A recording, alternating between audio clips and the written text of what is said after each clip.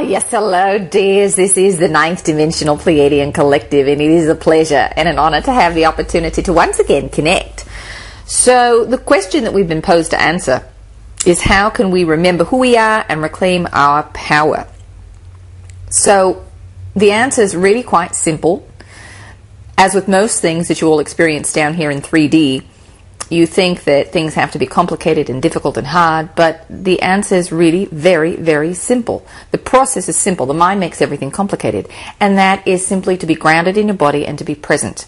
And we say that if you're doing those two things, that you are going to find the ascension process much, much easier. Because if you're grounded in your body, you can be aware of how you are feeling in any given moment. If you are present, you are fully engaged with an activity and you know how you feel about that activity. Whether you want to keep pulsing out particular vibrations to have that reflection, or if you wish to make course corrections. And really, it is that simple. You all think that there must be all kinds of meditations and activations that you've got to do, but no. This is about you making choices that are higher in vibrational nature every moment of the day. And how are you going to know where you're vibrating? You've got to be grounded in your body and be very, very present. It means not worrying about the past or the future, because they are all concurrent. They are other expressions of a now moment. And your power lies in this now moment, where you are engaged, where you are experiencing reality. That is the only place that your power lies. You can't change anything from the past, and you can't affect the future if you're not in the now moment. The future is based upon this now moment that you are creating, the agreed upon set of circumstances that you say is your past in the future, which is actually the now moment.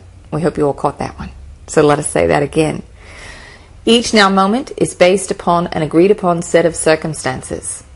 What you perceive to be your future is based upon an agreed upon set of circumstances that are occurring in your now moment, that you will then assign a value in the next now moment as our past or your past. Take a breath. So when it comes to reclaiming power, there are two things that we want to address here. One is about the victim-perpetrator mentality, and just becoming more and more conscious of those times where you go to victim mentality, as opposed to the co-creator level where you say, oh, look what I created, isn't that interesting? Because when you switch out of the operating system of the head, which was designed and created for the third dimensional version of reality, by the way, and you move into the heart center, you move from victim-perpetrator to co-creator. When you are in the operating system of co-creator, there is no charge. There is no positive and negative. It's all very neutral. And you see how you have generated and created situations for yourselves for your own benefit, to learn and to grow. And if you're not paying attention to the frequencies, you keep creating bigger and bigger events for yourself until you finally see it, until you acknowledge it. Now, the other part of power that we want to address here, many of you say, well, why don't I have my power as a premonition? Or why can't I manipulate matter like I used to? Or why can't I throw energy balls like I used to? Because this time around, it was about integrating, about letting go of judgments of right and wrong, and seeing everything as an expression of vibration. And for most of you, to have those abilities would be a distraction, at least right now, because you have played that game out. You played it out in Atlantis, and it proved to be a bit of a distraction. It was more about power and amassing information for personal gain as opposed to the betterment of the collective. And you know how that works. So now you are creating it in a different way until you feel that you have achieved enough maturity and enough balance and enough integration so that there isn't the abuse of power, or the temptation even for that abuse of power. So again, it's not so much about what you do. There's nothing that you have to do in this world to remember who you are or to reclaim your power, but rather it is a state of being that you are holding as you move through the world. And it is a higher frequency of non-judgment. And none of you are going to stay in that frequency. You will go up to that level and you will fall out. Because of the laws of entrainment, what will happen when you go to the higher levels is that the lower frequencies in your field will want to start to increase.